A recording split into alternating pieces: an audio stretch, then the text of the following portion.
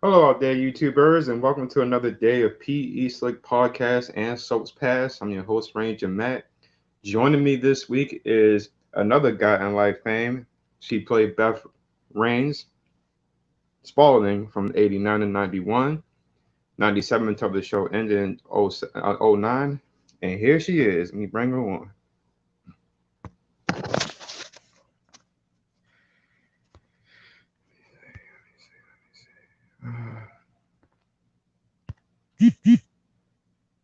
Let me see. We got her right now. I'm trying to get her on here. I don't know. Here we go.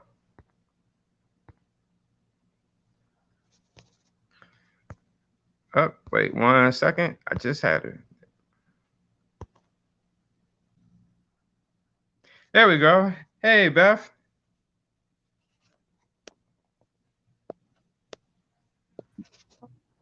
Hey, can you hear me? I can You hear can. you. Okay, good. Okay, How you doing today? I'm good. I'm glad that you had problems too. What I was trying to get on originally, it said my browser didn't support it, so I was trying to figure out how to get on again.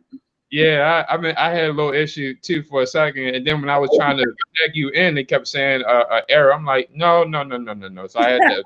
I finally got it too. Hey, listen, thank you for taking the time to come on my podcast. Just to give you a little insight, I've been a fan of God and Light since I was back in third grade, back in 2000. And I watched the show all the way until the very end. I was a huge fan of Philip and Beth, Lillian and Buzz when they was paired up, Reba and Josh. I studied the show. I watched a lot of '90s and '80s episodes, and I was a huge fan of the show. Wow, you really caught up with everything that was going on. Oh yeah, yeah. Matter of fact, I got a clip right here for you.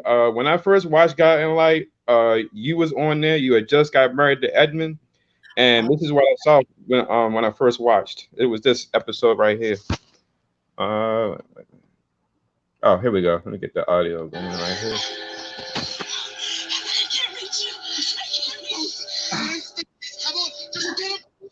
Do you remember that? I remember that really well. That was kind of funny because when we were shooting those scenes where I'm hanging out the tower, Mhm. they sent me over the edge with, on a rope. And I don't know, for some reason, the person before me, which was a slow person, they did have down a mat on the ground for her. But for me, they took the mat away. And I got out the window, and what they realized, because it was stone, it was like a stone castle. They realized that they couldn't pull me back up because when they were trying to move me, the rope was fraying.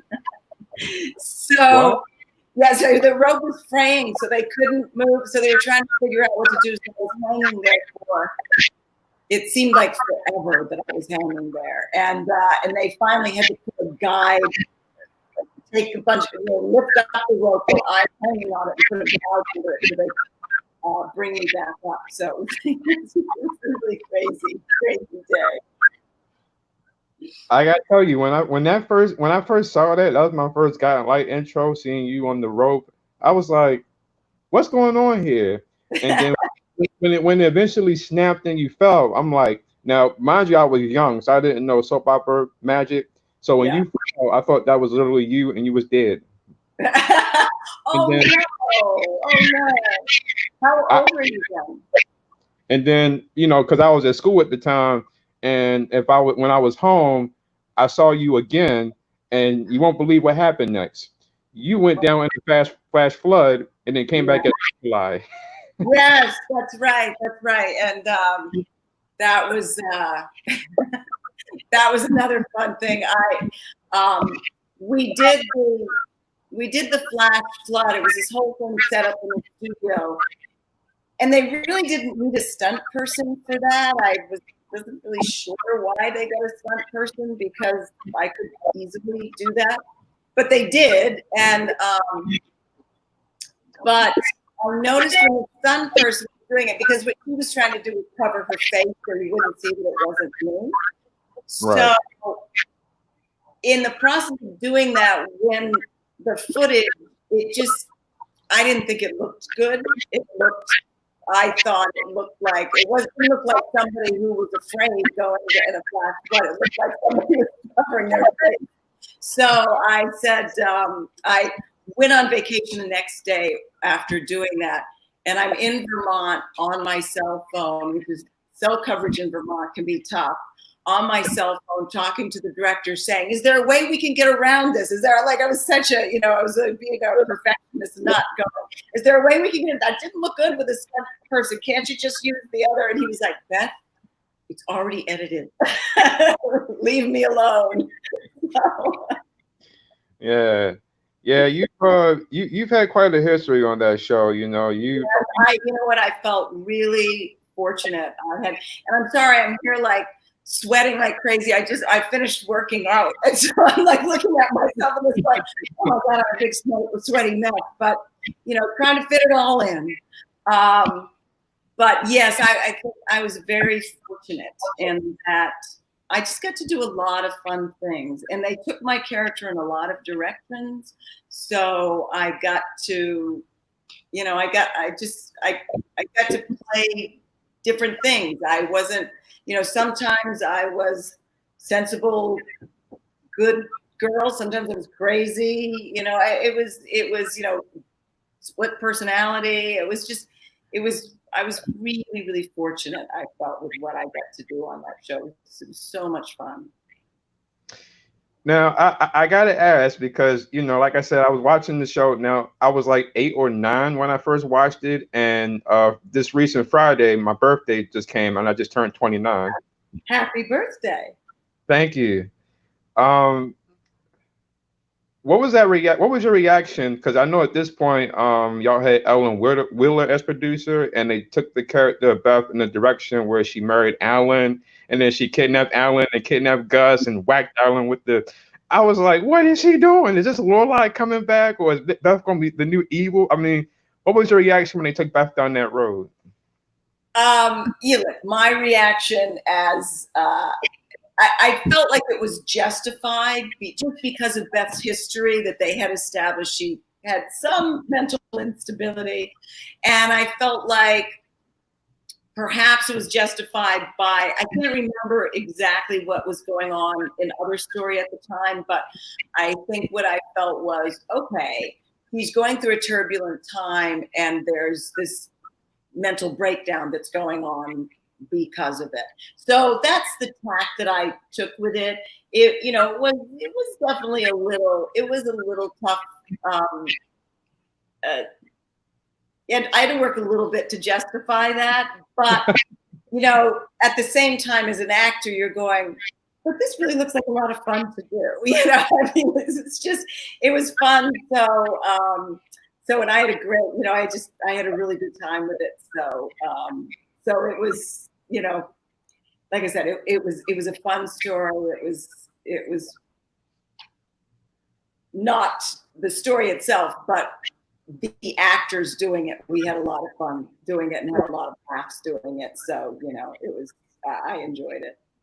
Well, I know Ron loved it because I interviewed him a few months ago, and we talked about that scene. I had a really good time working with Ron. Ron and I, oops, there's my phone going off. Sorry. Ron and I, it's my house phone. The only people that call me on my house phone are people that are trying to sell me something, or want to. It's like, it's always telemarketer, spam risk, something like that. So. Well, it's because Beth is so popular. They're still trying to get an autograph after all these years. Yeah, that's it. Yes, you're right. That's it. But yeah, Ron and I just we had so much fun together when we were working together. It was I had a lot of good things to do that I enjoyed over the years. But just as far as a kind of fun working relationship, probably the things that I got to do with Ron near the end were some of the most fun that I had. It was just, Ron and I would do our scenes, and when there was lunch, we would sit and have our lunch together, and we just had a really good time together. Let's go back a little bit. Where are you from, and when did you decide to become an actress? I am from northern Vermont, and my family still lives there. Beautiful part of the country called the Northeast Kingdom. I was a dancer growing up, and would on summer vacations or school vacations during the school year, my dance teacher would take us to New York City to study. And so when I was coming to the point of graduating from high school, it seemed the next step that I would continue with some sort of degree in dance or theater. So, and I'd done theater in high school as well. But I went to NYU, and I was a dancer at NYU. But at a certain point, I realized that was going to be a very short-lived career. And frankly, I also had, I didn't understand what was happening to me at the time. But when I was about 20, I would say I just experienced this complete burnout with dancing. It was like I couldn't, especially when you're in ballet, it's consuming your whole life from the time you're very young. And and I just got to a point where I just remember waking up and I couldn't get myself to go. I couldn't do it. And I stopped like that. And I felt very guilty about it for a long time. Then I did know in the back of my mind, I really wanted to act. I had experienced that certainly from being a dancer. I was used to being on the stage. So I wanted to do it, but I was afraid to do it on the level that we were talking about. It wasn't some community theater or anything. So I was really afraid.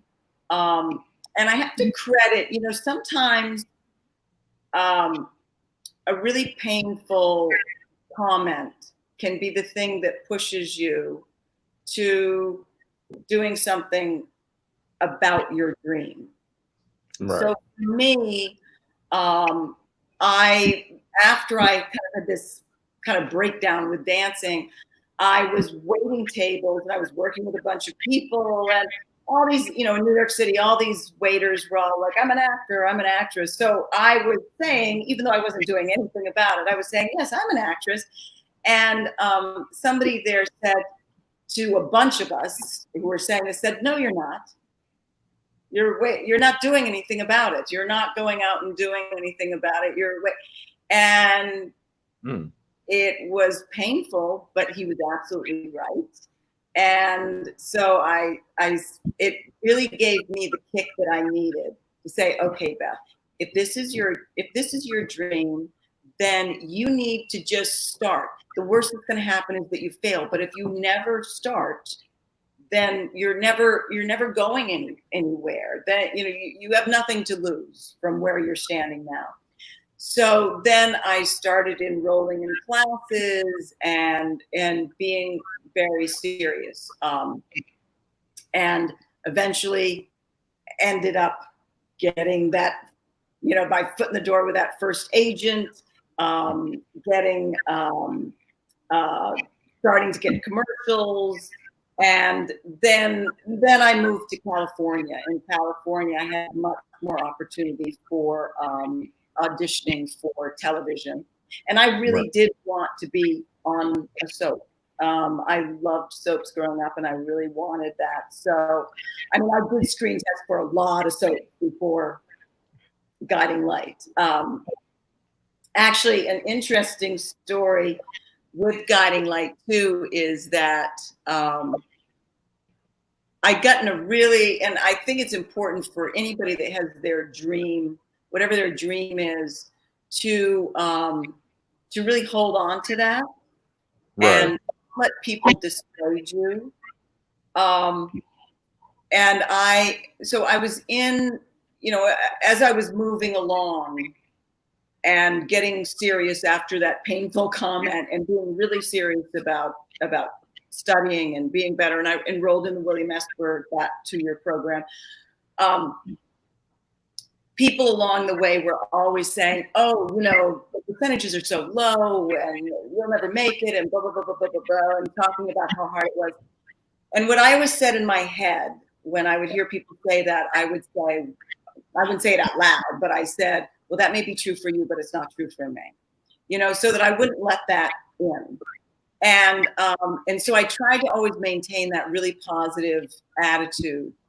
And interestingly, when I was cast as Beth on Guiding Light, at the time, I didn't even have an agent because but I was really holding this really positive feeling about my dream and it coming true. And I had no doubt it was going to happen. It was just a matter of when. That was my attitude. And I remember so distinctly that looking at my checkbook about a week before my first audition for the role of Beth on Guiding Light and seeing I had almost no money in there and thinking, how am I going to pay my rent? How am I going to, what am I going to do? But I was like, you know what? It's going to be okay. And I just was holding this. And, but what had happened was the reason I got the audition was because I had screen tested for the role of Mindy about 6 months or so before. And at the time I screen tested for it, I had an agent at the time. What had happened, I was with an agency. The woman that brought me in, she had left. And she left the agency, so the agency basically didn't take her clients. So I really didn't have anybody. But what happened was Betty Ray, who was the casting director, when I auditioned for Mindy, apparently they said, you know, we really like her, but she's more like a Beth. She's not really a Mindy, she's more like a Beth. And so she remembered that when they were going to start auditioning for Beth, so she requested me. So, you know, it just goes to show also that even when things seem like, well, how could this happen now? Because, you know, hold on to that. Don't let people take it from you, and just really hold tight to it, because things can happen even when it appears that there's no way that what your dream is going to come true. So that was kind of my story. Yeah, and that's interesting that that person, you know, said that to you, and it's like, because you wouldn't think of somebody just, you know, boom, like, no, you're not, boom, and then taking that advice, and then next thing you know, you land a role that changed your life for many years, and it just, that's interesting. That was, I guess, you know, I would say that was God, you know, trying to give you that push. Like, he knew where you needed to be, I guess, and ironically, it came from that individual. Yeah, I agree. And it just, you know, like I said, sometimes the push that we need doesn't necessarily come to us in the form we might like it. You know, sometimes it comes with somebody saying something that might even be painful to us, or it might come through painful circumstances. You know, I mean, another example of that is in my life anyhow, is that I have a new kitten who every time I've done these interviews, he comes in. He's done this every time. What's his name? His name is Harry, because somebody sent us a picture when we first got him. Somebody sent us a picture of Prince Harry, and we said, it looks just like him. So that's why we named him Harry. Anyhow, another example of, you know, sometimes it's the tough times that make that turn your life in a good direction is after Guiding Light was canceled. We made the decision to stay in New York because this is where I wanted to raise my son. And but it was a little tough financially, you know, and things were getting a little shaky. And I was actually reading this book by Marianne Williamson. And because I didn't know, I thought, what am I going to do? I got to make some money here. I got to figure out, I got to, So, Yeah. So in this book, though, she talked about how oftentimes the solution to your problem is right next to you. And she talked about how Native Americans knew that oftentimes wherever there was a poison, right nearby would be the antidote to that poison. So, so that made me think, okay, what's right nearby in my life? And so the obvious thing was I had become a certified fitness trainer. I was a certified kettlebell trainer. I put out these DVDs, and I really believed in this. It changed my life. It changed my body. So I really believed in this form of training. And I thought, okay, so maybe this is what I need to do. And so I started my own business, NIAC Boot Camp. And it's been a wonderful addition to my life. I still love acting, and I'm fortunate that I've been able to do so much in prime time since the soap spinoff. But we've met such wonderful people through this. It has been such a satisfying experience for me. Right. So, again, it was in a really low time, it was like, Beth, how are you gonna make this work financially? It's just that's not looking good. But Right. For this, I needed to make a change, or to create something new, and it's been a really satisfying part of my life. Which, before I forget what I was going to say, anybody listening to this, send me info@niacbootcamp.com. Info NIAC is NYACK bootcamp.com. You send me your favorite Beth storyline, and I'll send you a coupon code so you can join a month of boot camp. It's like 40. It will be 40 plus recorded workouts for $24.99. I will definitely share this because as of right now, I'm a part of a Facebook group for Guiding Light and As the World Turns, and I have fans who love Guiding Light. And every time I post who I'm bringing on each week, they always ready to check it out. So I will definitely share that info. There are people who love Beth. Absolutely. Yeah, so I'll send them a coupon. It's just a special thing just for this podcast and your contact through it. So Okay. we'll send them a coupon code so that they will have a very low month of financially for lots of workouts. So I know where to go when I come to New York. I'm gonna come and get my workout on. I'm trying to. Yeah, absolutely. Did you ever have? Well, it's ironic though that after Guiding Light ended, As the World Turns ended, All My Children, One Life to Live, and now it's only 4 shows on the air currently. And I know you mentioned that you want to stay in New York, but did you have an interest to join the other 4 shows, in a short role or long role anyway? I would love. You know what? I loved working on soaps. My son is older now, so my son is 15, so it's a little bit different at this point. When Guiding Light was canceled, he was 3 years old, and I wanted to raise him in the Northeast. This is where I was raised. I wanted to raise him in the Northeast. But at this point in time, life has changed a lot, because anybody that has a 15-year-old knows that when they get 15, they don't really need you that much anymore. And certainly they really don't want to do things with you as much anymore. So going out to do a role in LA, that would be great. In fact, my son's godfather lives in LA. So it's been a couple of years. A bunch of us were on The Talk. Grant and I, Kim and Robert. I saw that one. So I took my son out to LA then for that, and because it happened to be a week he had very little school, so it worked out perfectly. So Right. we went. He had a ball, and he became a real fan of Southern California after moving out there. Man. I gotta tell you, Beth, sitting here looking at you, I still see that 1989 episode when you first came, that young girl who came on who could speak. You still look good. You still look the same. Thank you. Well, I'm looking at myself going, you could have put on a little makeup or at least have showered before you did that. Listen, you good, No, it's all natural, right? I mean, Yeah.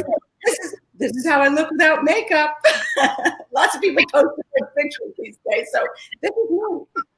Hey, you still look beautiful. I gotta tell you. I actually, a few years ago, I think it's still on my YouTube channel. I'll email you the link. I did like a montage of Philip and Beth, because in like 1990, I believe they did an episode for Philip and Beth where y'all was dancing, and in the background they had Michael Bolton From Now On playing.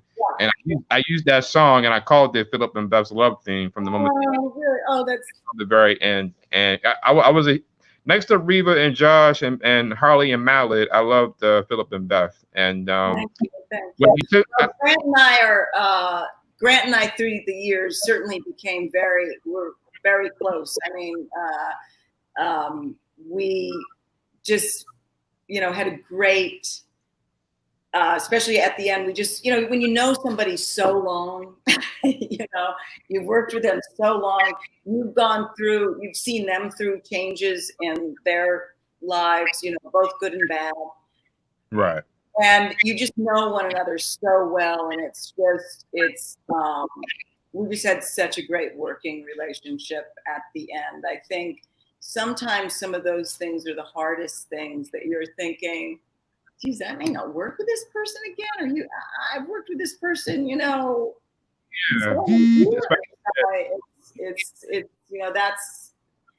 That's those are the things. I mean, I really value the time that I get to be on Guiding Light and get to be a part of the audience's life through that. But I also really value the relationships that I had because of that, and I really, I miss those. That's probably the hardest thing for me is show being off that I don't get to play with those people anymore. Especially Grant and Michael O'Leary. Those two was quite a pair. Yeah. When you joined and they did the storyline where Beth couldn't really talk or speak, because I know Judy Evans originated that role before you came on. Did you know anything about the character when you joined the show? I didn't know tons. Okay. And when I auditioned for the show, when I screen tested, they had a completely different storyline to bring me back on. And it was a storyline. It was actually a really great storyline. And unfortunately, it was nixed by Procter & Gamble. Didn't like the storyline. So they decided not to do that. So then they had to change. And the one that you saw is the one that they changed to.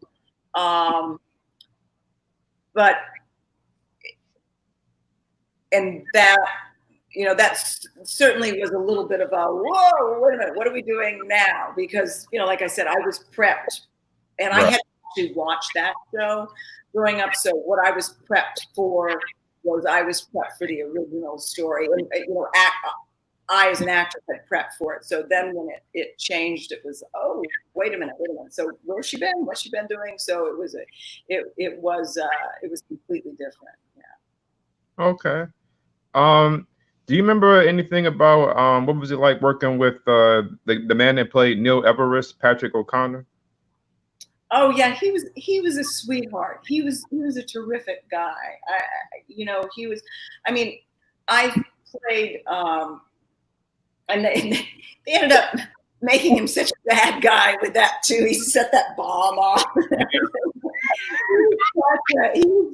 He he was a great guy. I also some of the players that people would remember, but maybe they weren't main parts of the show. Then later there was the character that played Carl, who was that was when I came back a second time, and he had been the boyfriend that was beating me up. That Lizzie ended up killing him. His name was Joe Murphy, I think. I might have his last name wrong. Yeah, I saw him on an episode of Law and Order. And yes. Yeah, he was a great guy, terrific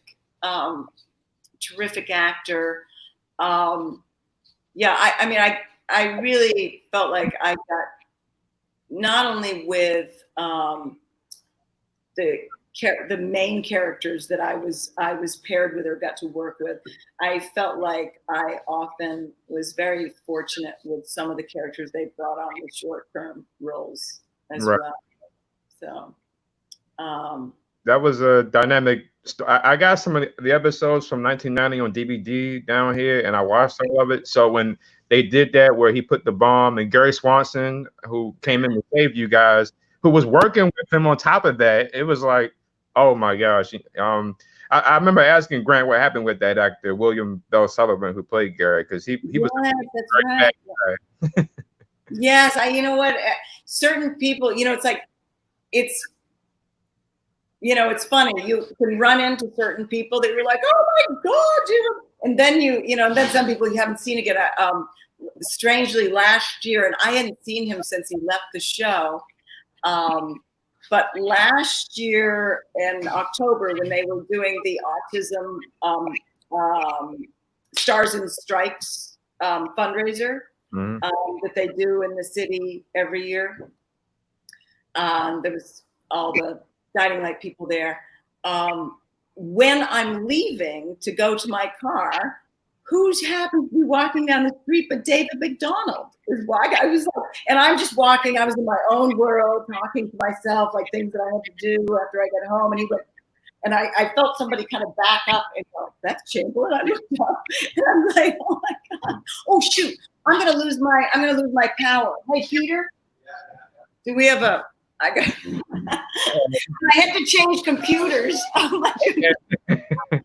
When I had to change computers, I might have to turn.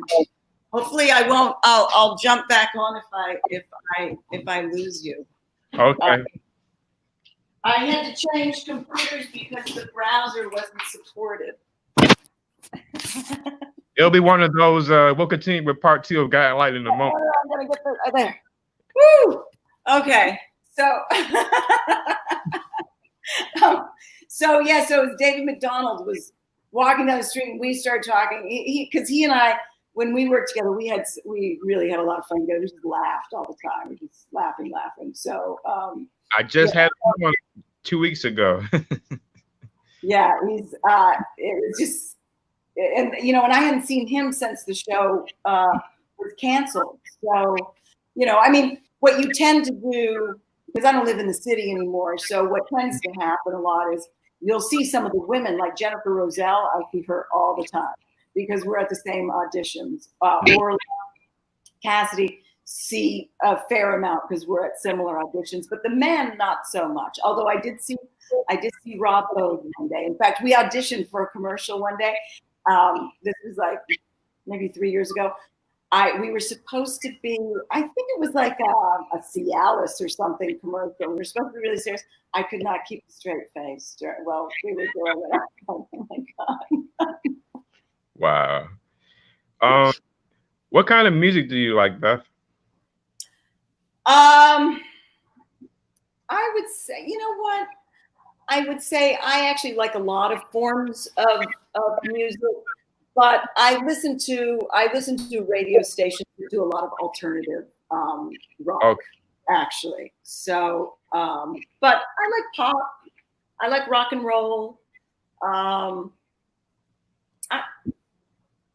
I've gotten used to more of my son every once in a while when his music is a little more hip hop. So that's on so he'll put that on the radio. So that's something that I've gotten more used to as well. So, you know, I'm kind of across the board. I like a lot of things. I got you. Um, Whole, the Doobie Brothers or Hall and Oates? Who you got?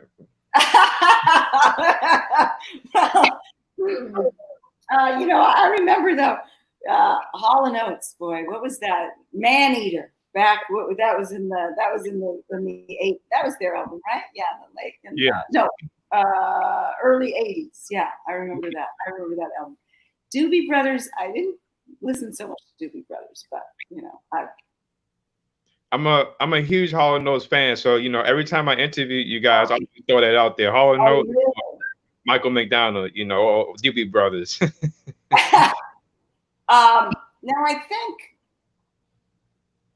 is it Daryl Hall? I think has somewhere in the tri-state area owns a restaurant up in Pawling, New York. Yeah, he owns a restaurant in Pawling, New York that I think is like some, you know, they have music and food.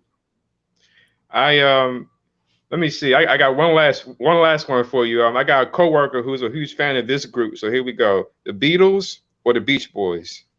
The Beatles or the Beach Boys? Mm-hmm. The Beatles. Okay. I don't know if have you seen the movie Yesterday? My coworker was telling me about that. I have not seen the movie yet. Oh my gosh, you have to see it. You will love this movie. But one of the things is my husband was talking about, it makes you, as you watch this, it really makes you realize the amount of amazing music that the Beatles did in actually was a pretty short period of time. But Please watch it. Please watch it. You'll really enjoy it. In fact, it's one of those movies that, especially during the time that we're in now with all the craziness that's going on, I don't know, it's one of those movies that is just, it's kind of soothing to the soul in a way, but it's fun. You'll enjoy it.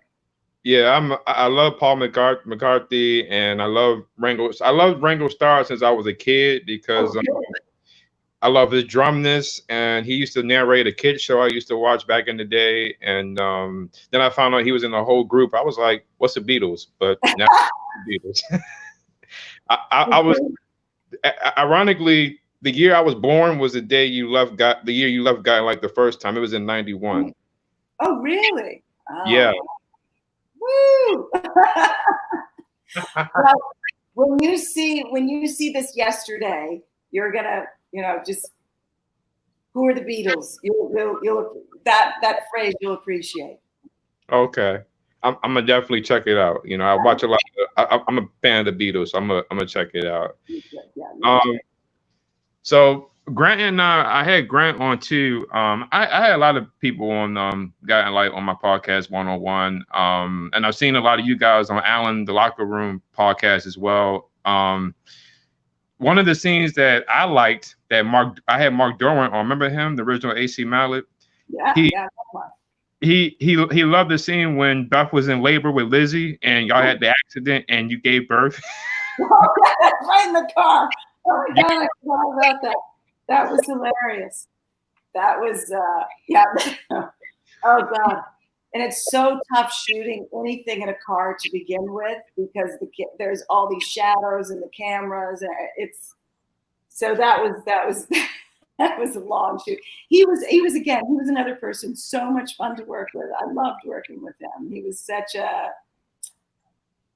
nice guy. And Danny Cosgrove that I worked with for, a short period of time, another person just made me laugh so much. He's just such a great guy.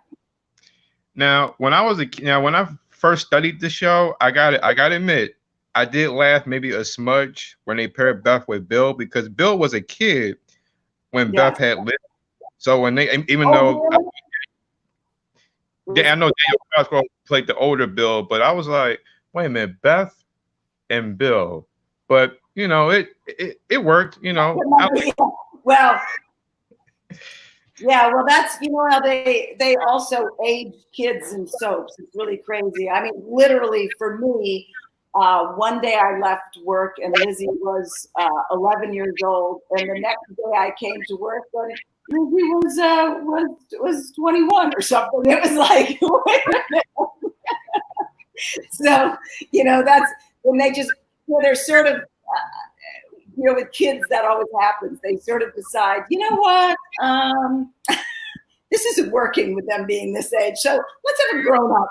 So they go away to summer camp, and suddenly they're graduating from high school or something. It's really, Right.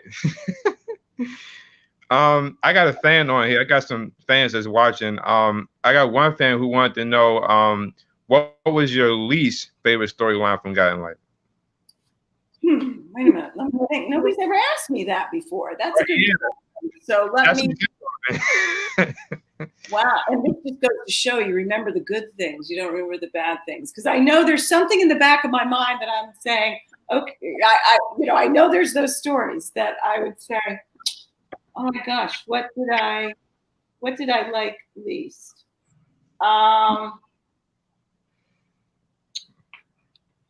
Shoot, you know what? I'm gonna have to think about that. This goes to show I'm the person. I guess I only remember the good, because believe me, I know there's the bad.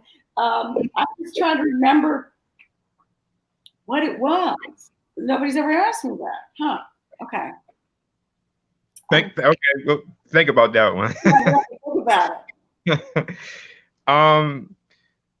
So I talked to Grant about this too. Was this your decision or the show decision when you left in '91? I know Grant's parents had passed when he left, so and they wrote. Yeah, it wasn't my decision. I mean, they decided that Grant wanted to leave for obvious reasons, and they decided that it was just the easiest way to have us kind of go off in the sunset together. So that's what it. But it was hard for me, but it was okay. I would say that my first time around on the show, it wasn't always easy for me then. It was kind of a tough time in my life overall. I was working a lot, and I would say I was really lonely at the time, and I was really struggling with the amount of work, because I was everything in my training was very much about preparing for the theater. It wasn't for working at the pace that I was working, and it was really hard. I was finding it very difficult to do, and it was just a overall really tough time for me. So I think financially it was a blow to go off the show, but at the same time it was probably something that I needed to kind of pull myself back together again. You guys were on a lot back then, like y'all and Kim Zimmer and Robert Newman. You guys were on a lot back then, like y'all. Yeah. But it made Guiding Light run, because y'all had cause Robert Calhoun was producer, right? When you was on at that time, Robert Calhoun. Yes, yeah, you're right. Yeah. Y'all had some of the best storylines between him and Pam, who was writing for this show at that time. I felt like it was a good. Yeah, it was. And then they brought back. You came back. You know what? I'm getting a bad connection with you, so I'm missing some of what you're saying. Can you hear me? Now I can. Okay. I was saying that with what y'all had back then with Pam Long writing and Robert Calhoun producing, y'all had a lot of great material at that time. Yeah, we did. Yeah. I have to say so how did they? Oh, go on. No, it's cool. You go ahead. I was just going to say, when I came back to the show, Paul Rausch was the executive producer at that time. And that's actually sort of an interesting story too, because I was I was off the show, and I started tuning into Guiding Light just to see what was going on with it. And I saw the show, and I was like, oh my God, the show. I just thought Paul was a brilliant executive producer. The lighting, everything was so beautiful. What he did, it really. If you think about what he did, if you go back and look at his shows and compare them to the primetime shows of that same time, he was making every daytime show look like a primetime show, and that's quite a feat because primetime shows take 10 days to shoot. A daytime show is being shot one show every day. And that he was able to do that was amazing. And I saw it, and the storylines were great. And I said, I want to be a part of this. So I actually wrote to Paul Rauch myself and wrote to him and said exactly that. I want to be a part of what you're doing. This is amazing. And then he called me in for a meeting. And then a couple weeks later, they called me about contract negotiations. So it was really interesting. But I mean, some people with Paul, Paul, how should I put this? Paul did not suffer fools gladly, I guess. He was somebody that was very exacting, very demanding about what he wanted. So some people didn't care for Paul. I actually loved him because the end product was so fantastic that to me it's like, I'm like, well, he's making it happen, by what his expectations were high, and if you weren't cutting it, he was going to let you know it. He wasn't somebody that was going to go, hey, good job when it wasn't.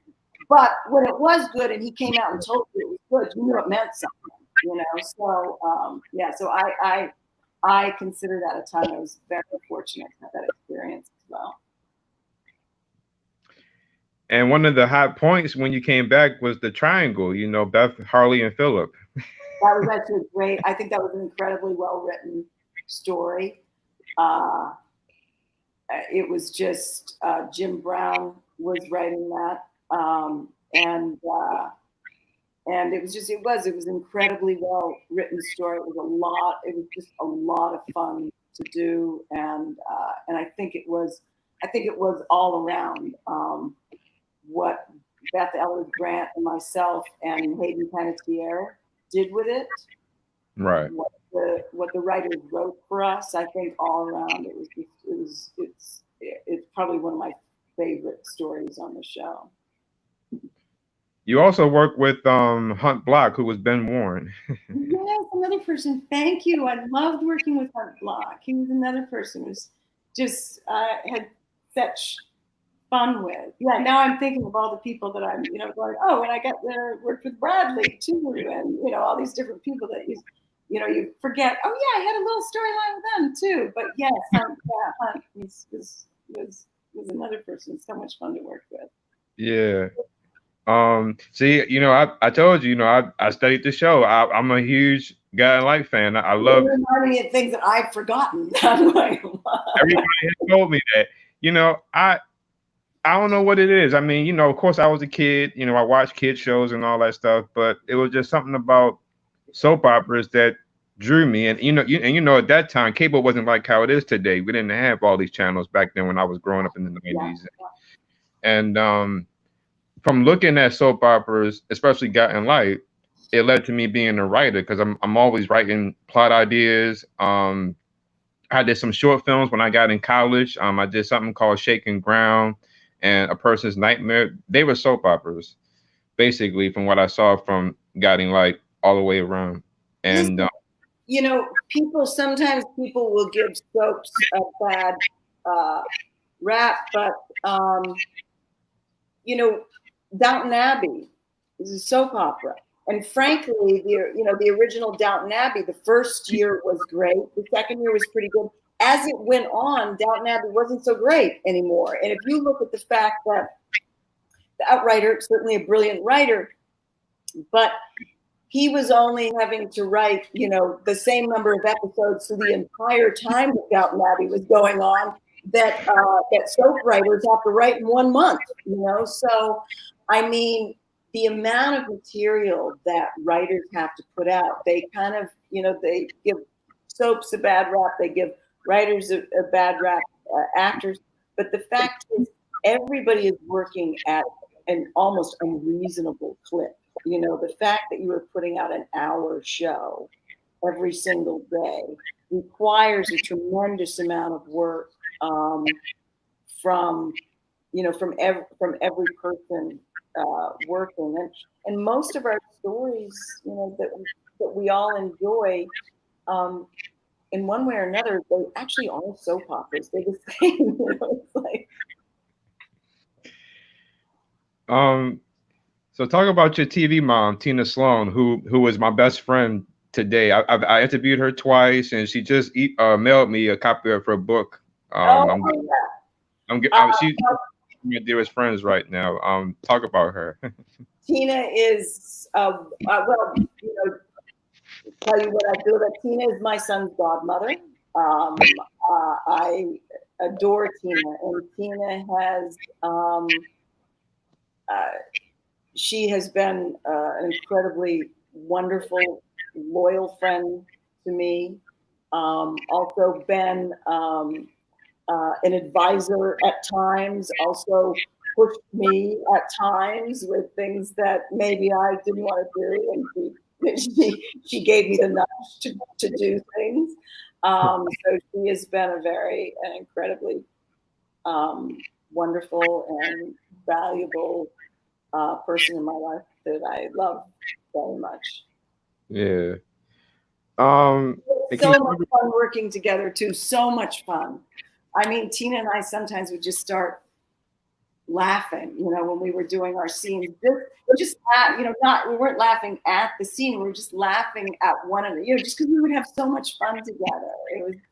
It was just, and once you know somebody that well, when you've worked with them that many years, you know, they're just, I don't know, there are just certain things that happens that it was so lovely working with her. Oops. I think you're frozen for me right now. Oops.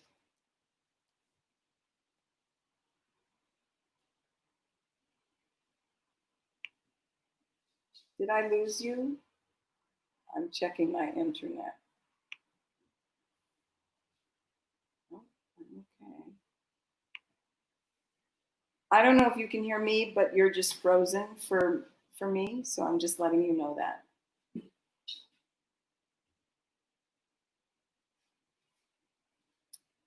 Hmm.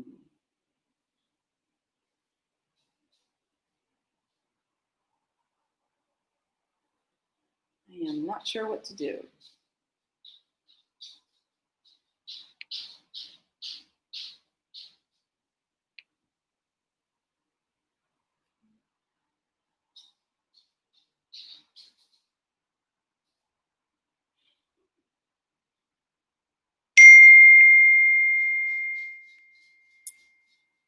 Okay, I think we lost connection. So I am going to sign off. Good talking to you. Bye bye.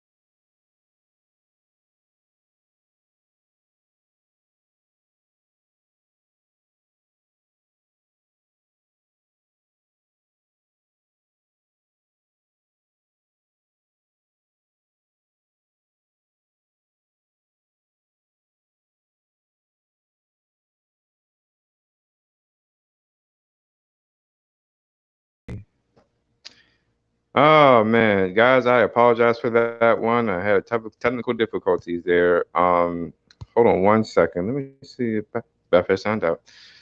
Okay, bear with me for one second, guys. For right now, I'm going to. I apologize for anybody that's watching. I experienced some technical difficulties. I'm going to try to get Beth back on.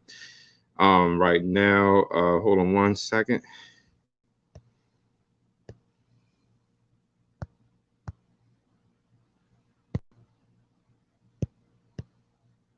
Mm, mm, mm, mm.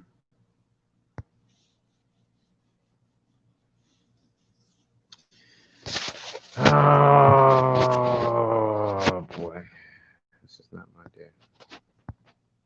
Internet connection. Went out.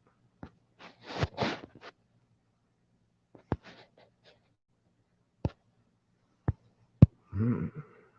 Hmm.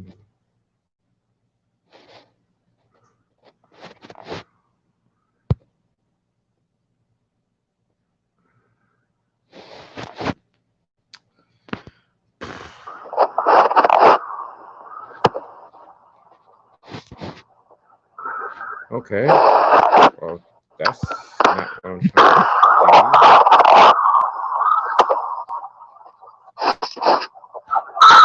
Okay. do. Let me go back. I need to just sign a little bit on. I'll start again later. Um.